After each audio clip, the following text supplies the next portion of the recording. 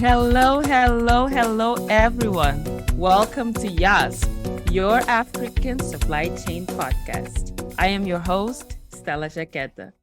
In this podcast, we discuss various topics that affect my beautiful, your beautiful, uncomplicated African supply chains. And in this episode, we will be talking about, are we seriously running out of supply chain talents? And I have a wonderful guest, a really dear guest from my heart, because she's my mentor and walked with me in this journey of actually creating YASP. So, ladies and gentlemen, let me introduce to you Karen Pretorius. Guys, let me just tell you guys a little bit about Karen, just so you guys have an idea of how wonderful she is in this field of supply chain.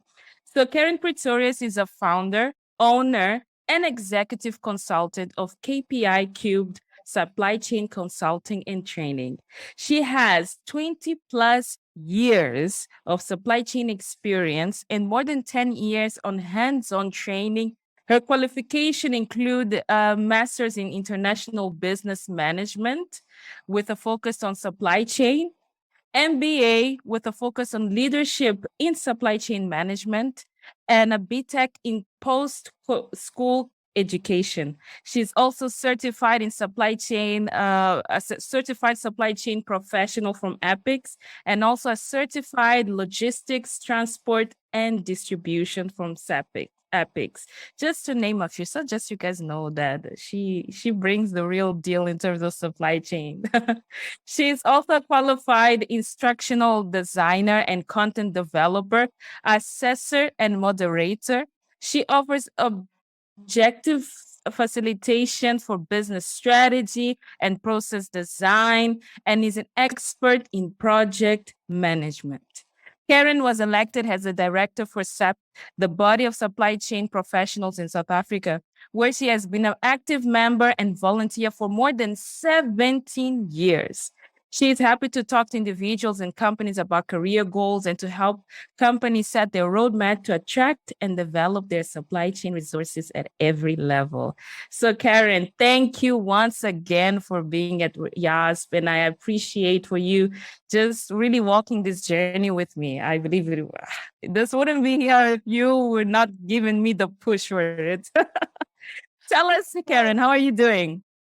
I'm very well. Thank you, Stella. Thank you for the opportunity to talk with you. Thank you for growing into the lioness that I knew that you could be. One day we will have another podcast about the lioness and the crow and to take others on that journey. Yes, and I'm so happy and proud to be your mentor and everything that you have achieved in the last few months, and walking this journey with you has always been my pleasure, learning alongside you and seeing life and supply chains through younger people's eyes was also very good for me to develop myself. So thank you for this opportunity. Thank you, Karen. Thank you. I'm the one who's honored to have you. And the topic today is something that always gets into my nerves when I hear about supply chain talent. But before I get into really what supply chain talent is, Karen, some people on our podcast, they listen and they're still unsure about what is supply chain. Is it just logistics? Is it just transportation? Is it just delivery? Can you please explain it to us in simpler terms? What does it really entail, supply chain? Thank you, Stella. Yes, I think that's an important question because for many people, supply chain is an abstract concept. And then we don't quite know how to make a real living thing out of supply chain. And we need to put a body, flesh and bones, skin and color and clothes onto this concept so that we can interact with it and really understand. So the simplest way to explain what supply chains are is to think about it as a process. It is not a thing. It is not a one area specifically. It is all the interlinkages that enables a product or a service to be delivered to a customer from a business.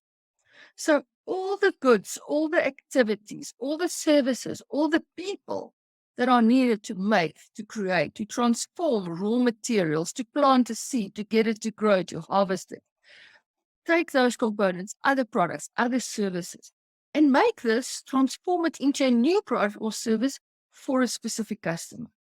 So if we think about the upcoming festive season as an example, I thought about this morning when I was reviewing the questions. And I said, let's talk Santa Claus. So he wears a red suit. Someone had to make it.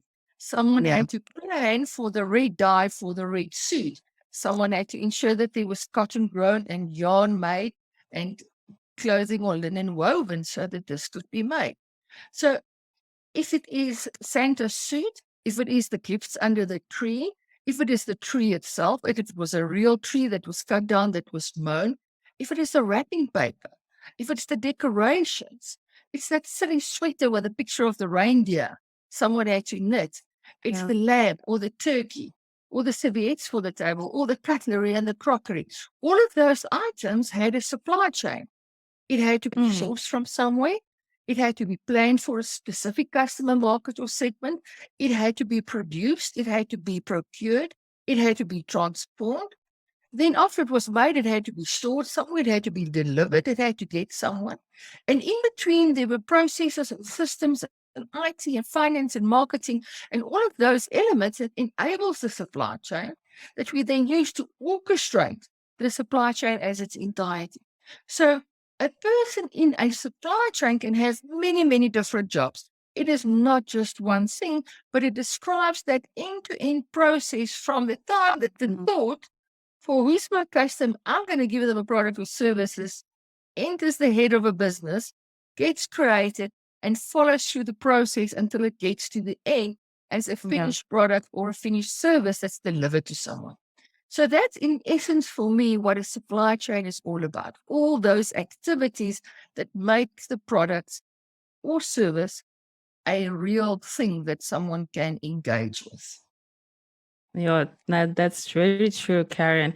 I always, when I think about a supply chain, I think in a circular manner where it's a bunch of activities that you do it consistently in order to take your product from point A to point B. But even from point A, there's so many activities that are involved from the sourcing and up until the product is delivered. So it is it's a process, just like you said. It's not a thing.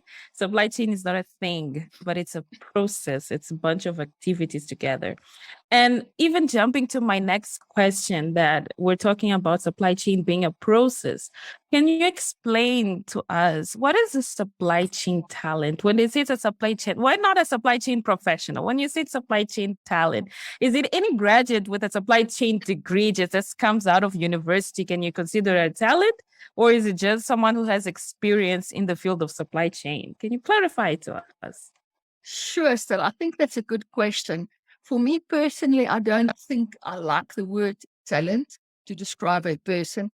I think of talent when I think of The Voice or Pop Idols or one of those competitions. And I think it's become a word nowadays that companies use to try and placate their employees. The pool of resources, and resources is also not a nice word. So is it human capital? Every nowadays there's a new buzzword that describes it, but at the end it's people, it's persons, it is humans that make supply chains go round. So supply chain talent, I think supply chain magic makers, those are the people that work in planning, in sourcing, in transforming goods, in the factory, making goods and services, getting those goods and services to the rightful customers at the right time. And all of those supporting those roles in between. So it's not just a graduate. It's not just a person that started working in a factory or started working in a warehouse, but it can be a combination thereof. And as important that education is, or having an academic qualification, so is having hands-on experience and living IRL in real life and getting your hands dirty inside the supply chain, touching the product, seeing what's going on, whether you're a programmer and touching the product in that way, or whether you're a picker in a warehouse, you're engaging with that product that's going to a customer.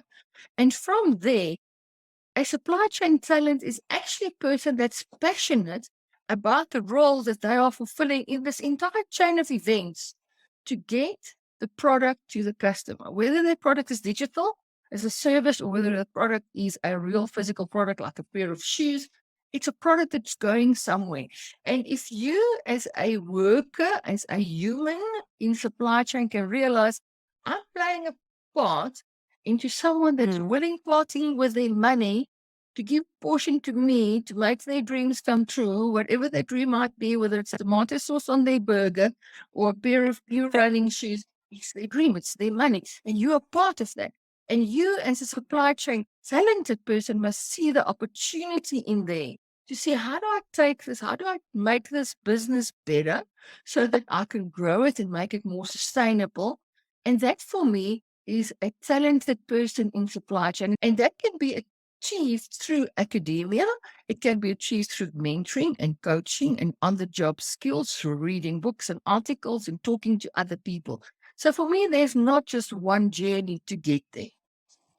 I liked exactly what you said in terms of everyone matters, because sometimes we think that it's just the supply chain manager or the logistics manager or the chief procurement manager that it's important, or it's the talent, but it's actually everyone who is part of that chain. If you are a warehouse worker, if you are customer service, if you are a transporter, the driver, you contribute. You are a talent where you are. You are contributing to make this supply chain work, to make the product work, to give value to the final consumer. So it's very interesting, the take that you took in terms of spotting the opportunity and bringing value to it. So that's really what a talent is. It's not a degree. Sometimes we think that it's, I didn't have that degree or the experience to have that, but if you're part of that chain, if you can spot the opportunities and add value, you are that talent. So thank you very much. Karen, do you agree with the fact that there aren't many qualified supply chain professionals? And that's why we see more organizational, for example, for Mozambique, from where I am, you would see someone who exactly doesn't have that degree in supply chain management, but they have the experience. So they're usually hired for those positions. But if someone who's still up and coming and just has the degree, might not be taken into consideration. So in this field of supply chain, what really counts more, experience or the qualification, or both? I think in Africa specifically, we have had a lack of opportunity to be exposed to academia. Africa's content were late to come into the game of universities. It was brought to us by other people. Because we were nomadic people and we had to go where the food for our cattle was, and we had to go and take care of our families. So it was a different culture through thousands of years. But in Africa itself, it also includes places like Egypt, where there were universities. And if we look at the history of Morocco and what happened in Eritrea and in those kinds of countries, there are massive opportunities. We just don't always have that same history. So if you are lucky enough to have gone to university, to have had exposure, I think that's a fantastic way to enter. Do you still need experience and practical hands-on? Yes, you do. Is experience only better than having a degree? I think not, but I think a person with experience has built up skills. And that's why it's very important for us as a people again to recognize prior learning, whether that learning was at academia, through university and a course, or hands-on in the organization. Because we must also remember that supply chain as a term is young. It was coined in the 1980s at the University of San Francisco. It didn't exist up until then. Up until then, we talked about logistics only. So where did supply chain come from? We then coined the term. Then it took some years to catch on. Then people had to create programs in supply chain. Then they had to make the connections to say, hey, but forecasting is part of supply chain, manufacturing is part of supply chain, research and development is part of that supply chain. Harvesting the crops to get it to the McCain factory is part of the supply chain. Designing the equipment is part of the supply chain. So what do you study when you study supply chain management? you get exposure to, again, all of the activities and processes that come along the way that tie the different areas of the supply chain together. So when you look at someone that studied a Bachelor of Commerce in supply chain, they had a lot of business type of subjects because supply chain is Yes. business. It's part of that. Then within those curriculums, there are sometimes a little bit about optimization, about supply relationship management, customer relationship management, some kind of IT systems, how we engage. There might be a little bit of light programming, a little bit of forecasting formulas, and the whole process of how to run a business. Those are the subjects that matter in supply chain. Yeah. From there, you can then go into specific verticals or subject matter areas. I want to be a transportation manager of rail transport. And it's a vastly different set of skills that you need for rail transport compared to waterways, compared to trucks, compared to trains, compared to aeroplanes. So there are so many different areas of specialization again. So you have to look in your organization what is most appropriate. If you start many new businesses, there isn't a blueprint. So we have to learn as we go along. In those cases, it's good to have a look at what has academia done, what does the literature say, what have other people done. That's why a big part of supply chain and optimization is built on the House of Lean from Toyota, because those Yes. those principles carry throughout all businesses. So if you get exposure to what is it to be lean, what is it to have business improvement, what is it to have a continuous improvement mindset, those areas help you again to do what? To spot the difference, to spot the gap, and to prepare for that gap so that you are there when the ball comes your way. And that Yeah. is where the true supply chain talent are looking at to continuously develop themselves and others and create opportunities for their business to then to become sustainable through savings in costs and improvements in operations. And for me, that is then your entry point can differ because no one tells you at school, hey, Stella, do you want to become a supply chain professional?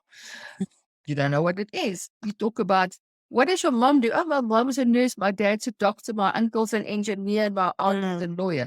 Those are the jobs that we know. We are not exposed as young people enough to all the opportunities that there are and how vast the supply chain really is.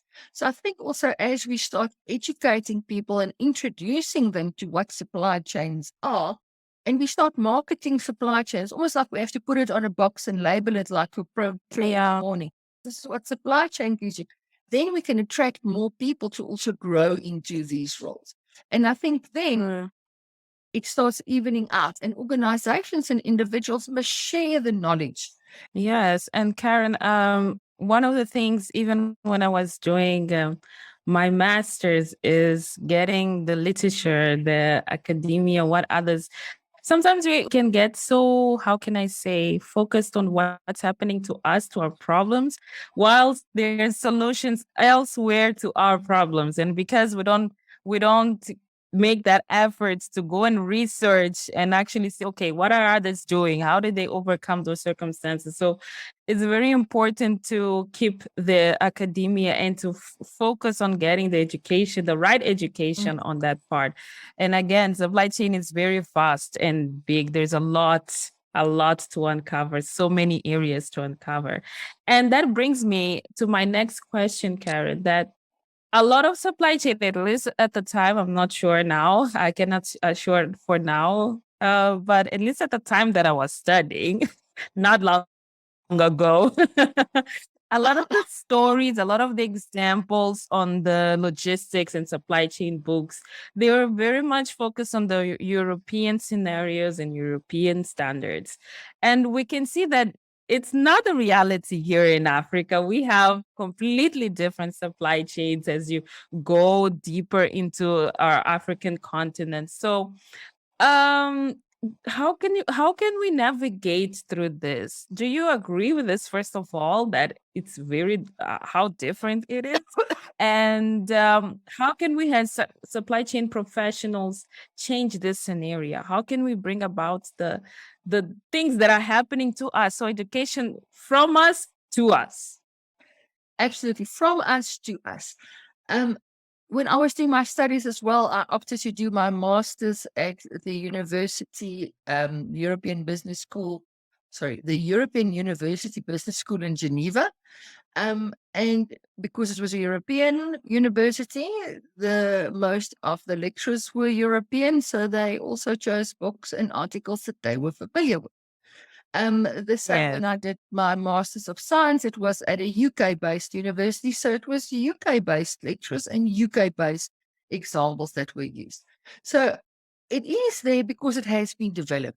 So us as African supply chain professionals, and especially people like you and me that's got a penchant for a little bit of academia, it is our duty to be published, to write for journals, to go through the thankless efforts of doing the research and doing the literature review and sharing that information and then taking it forward to create also the academic content about case studies in Africa. It is there. It is waiting for us to be uncovered and to be discovered by other people. At the moment, still, Africa is lagging behind academically in many areas, and schooling is not the best. So people with resources then send their young children or young students elsewhere to go and learn in America, in India, in Singapore, in Europe. And what do they learn? They learn about those countries. We should rather try and focus where possible. Let's bring the experts here. Let's show them what's going on. Let's grow our African universities and our African minds. And let's get the big companies involved and the governance involved to give us money and funding to stimulate our own home. It is your job and your friend's job and my job to write articles, to create content like you are now about stories in Africa, because there are more stories here than anywhere else. And we had to overcome great challenges as Africans of all colors and nations, north, south, east, west, in the desert, in the Congo, 7 different areas. And we all learn from it, but we're not writing about it. We're looking elsewhere. And we must start looking internally and develop our academic talent as well to be able to write research papers, to get it published so it can get into the books. And when you are at university now, to tell your professor, hey, let's look for something about Africa. Let's see what is happening in our continent. Let's see how it's going to be different here. And look at these challenges and problem solve for what we have. If we continuously keep on to look elsewhere, then that's what we will get. If we start talking about it, it will create more conversation. When you see a conference coming up, put in a paper around not South African, African challenges. If it is in South Africa, even great. That's my country. I love my country. Anyway, come and tell us your stories, the war stories. How did you slay those African dragons? Let's learn about the fights that the lions had and bring it and make it practical also for our people in Africa. Then we'll develop that content and then it will be there. Yes, Karen. And what every time I speak with you about this topic, I just get shriveled because it's my passion to tell the stories of Africa, what is happening. And one thing that I shared with you, Karen, is that, for example, Portuguese supply chain content, Mozambique is non-existent. Up until now, I was searching that a course, a degree in supply chain in Mozambique, it's still not available. So it's an industry. Imagine for a country that is that has massive ports, that is close to the sea, and the supply chain of it. There's so many opportunities about it, and we still don't have like a formal degree on the universities. We just have small certification and courses, but actually having a degree on that, it's still to be developed. So there's a lot of opportunities for us. As you said, it's our duty, it's my duty, it's your duty to tell these stories and to be an advocate, be an influence of supply chain. And do it in your language. Whatever your language is, whatever your mother tongue is, do it in your language. Preserve your language and grow it academically for your children, so that one day we don't have to be in that position where on Saturdays people go to cultural school. to learn the language Yeah. and to learn the culture. Yeah. We have to Yeah. maintain it. And again, it is our duty to write in our own language, to create that academic language and the technical language and the business language in something other than English. Because it's so Mm. easy to fall back onto English because the vocabulary is Yeah. there, the research is there, it's easy. So do the hard work of doing it in Portuguese. Write an article, maybe Karen always. recording must be in Portuguese. That would be a challenge. And then you can have English subtitles. I would watch, I would be there. So it is our duty, and it's hard sometimes to take the roads less traveled and to make those Yeah. opportunities. But your kids will one day thank you that you preserved your language for them and that you made the Yeah. effort to grow it. Every time, like, thank you, Karen, for challenging me. I know I'm challenged to do a Portuguese episode. Good, And just good. even to gear into my last question. So, Karen, suppose that someone has experience in supply chain, or it's a graduate that wants to get more knowledge on this field. What are some of the content and supply chain topics that they should pay attention as we in the up 10 years that are coming? Because we know supply chain is dynamic. One thing I love about supply chain is constantly evolving, constantly changes, new things. The things that were done in 2015, it's not the same with the things now. 2015, I barely heard about artificial intelligence. Now it's everywhere. So, what are some of the things that people need to focus on, like up in the upcoming 10 years? I think it is difficult to forecast what's going to happen in the next 10 years. Elon Musk walked into Twitter headquarters yesterday. Yeah. I'm not sure the date, with a basin under his arm. Everyone is speculating. And Elon Musk, for me, is one of the brightest young supply chain minds that are out there, because his companies have challenged everything that we thought we knew about, say, production or energy or engaging with the world. And we need that kind of pioneer thinking. So prepare yourself to spot the gaps. How do you spot the gaps? By looking forward and imagining a world that is not yet there. How do you do that? You need to talk with people and see what they think about items that are being developed that will still come. It's abstract, and that's where you have to focus your skills, is in that abstract environment. Things like machine learning. What does that Yeah. mean? How does a machine calibrate itself to do a better job the next time? Whether that machine is punching holes in a piece of metal, or whether that machine is a bot that's answering questions on a website through artificial intelligence that's applying learning to that process, through the technology and principles more around machine learning, around artificial intelligence, and I think also robotic process automation.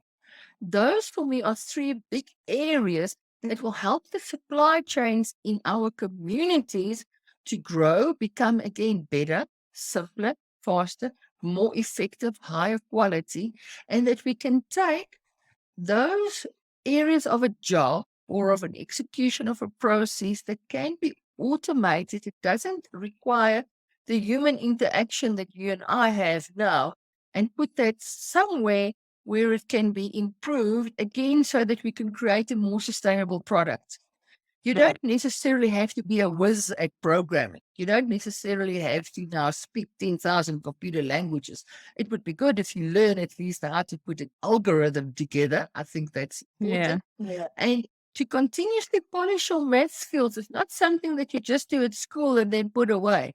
You have to look at that, polish it, and think about that mathematical mind of analyzing things. Edgar Allan Poe, the famous American author, said, calculation is not analysis. So we have to get into that skill set as well, to take data, sort it, organize it, and interpret it. And when you combine that with the principles behind machine learning, artificial intelligence, robotic automation, then you can now start applying it to things like edge computing, to blockchain, to all of the other new technologies that are coming, but it all starts from a very simple concept of how it's evolving. So you need to train your brain into, again, spotting opportunities, seeing the gap, figuring out what needs to be done to get ahead. So that also then comes into your soft skills, your leadership skills, the way that you interact and engage with other people. A lot of us don't like what you and I clearly love to do, which is talk to each other and talk in front of people and be comfortable in that way. For many people, it's a fear. So it's an important skill to develop your communication style and be able to confidently speak about the topics that you are passionate about. Because in any job, you're going to have to do it at some point. You're going to have to advocate for your company, or at least advocate for your team, or at the very minimum, advocate for yourself. So look at leadership. Look at engaging in your communities again. Develop your communication and interpersonal skills, because everything else we can put to machines. We can do robotic process automation of the bank transactions, but you can't do it of that lovely smile on your face and the way that you engage with people and the way that you inspire. Those would be the things that I would say. Look at that. And along with that, something that we do in grade school, which is geography. Go study your country, go study your continent, go study your world. Understand where your country is in this vast picture and how the world is put together. So that from a social, political, economical point of view, you can understand how the mechanisms are working. Because as a supply chain professional, it's not just technical skills. And you have to understand how your decisions in your supply chain area is going to affect the areas around you. So sustainability and circular economies are then flowing out of that to say, prepare for that, get knowledgeable of that, understand how your decisions have that ripple effect, so that when your supply chains are growing, you're doing it to the best of your community. A lot of people hear the word sustainability and they see a little picture of a leaf, or they think it's something green. Sustainability is not just being green. It's not just being energy efficient. It is engaging in your community and your environment with your customers, with your suppliers, with your employees, with their families, with the suppliers that you get products from in such a sustainable manner that tomorrow their house is still there. Tomorrow they still have drinkable water. Tomorrow we still have a climate that is not going to burn all of us to death. Prepare yourself for sustainability. That's my advice for young supply chain people. Yes, and it's the topic of the issue. If you see, there's so many conferences in terms of sustainability, in terms of not only focus on the green side, but also there's a social aspect of sustainability, which is quite often forgotten.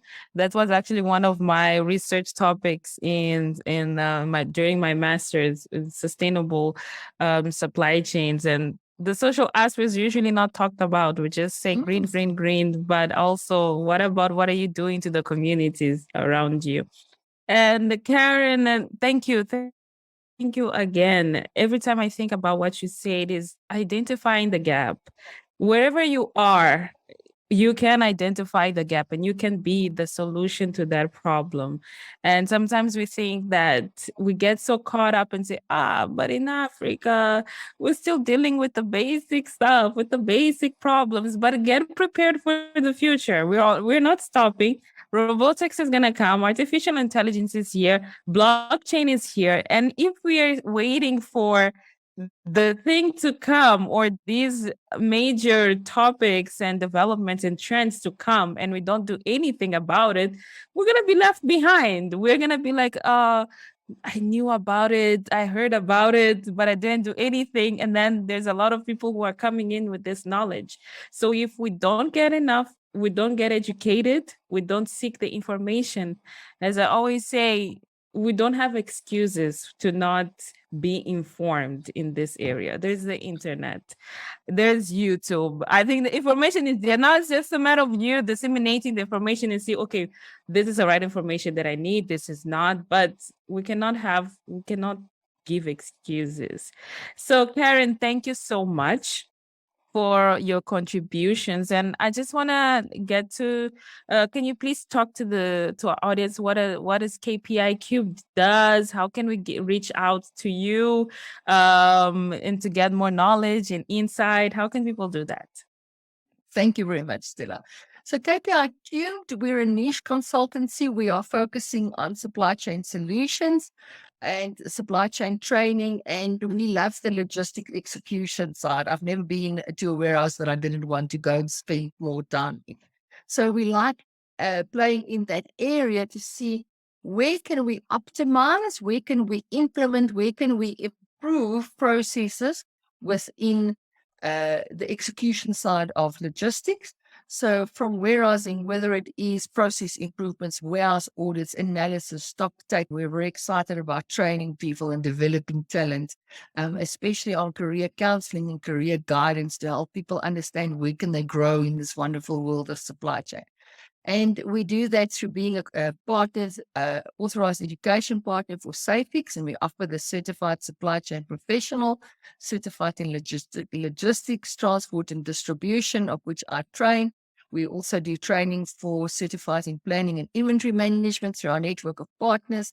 We do a lot of other soft skills training, leadership, team development, things like women in leadership, diversity and inclusion. And we work very closely with companies to also develop bespoke change management programs to especially involve the blue-collar workers that are often left behind when changes are made in companies. And you can reach out to me on LinkedIn. I'm Karen Pretorius, CSCP on LinkedIn. You can find us at KPI Cubed on LinkedIn or at KPI Cubed on Facebook. And you're welcome to drop me an email at any time at Karen, that's Karen, at kpi3.co.za. And I would be welcome you to reach out to us. And you can always set up a Teams call, let's have a chat. If you are in Joburg, come for a coffee. And let's talk about your supply chain problems and see how we can solve it together. My other area, as you can clearly see, is I love talking and engaging with people. And you can always reach out to me for having a talk with your company or your team or at your next conference or webinar or panel. And we love to share our knowledge in that way as well. Yes. So thank you. Thank you. Guys, please reach out to Karen. She's very open. And I reached out to her just like that. And like, Karen, can you please help me? It's always a pleasure. We want to have a conversation with Karen that she just drops wisdom and she drops some gems that are for life, not only related to supply chain, but also for life. So guys, if you want to know more about supply chain, if you want to have a chat, if you want to discuss, you can more than welcome reach out to Karen. And we have come to the end of our episode. I would appreciate if you guys would subscribe to our YouTube page. You can also subscribe to our podcast so that you can have the notifications as soon as the episode drops on Apple Podcasts, on Deezer, on Spotify, on Google Podcasts, on Amazon Music. We are there. And also leave a comment. That's extremely appreciated. And I will see you guys on the next episode. Stay tuned.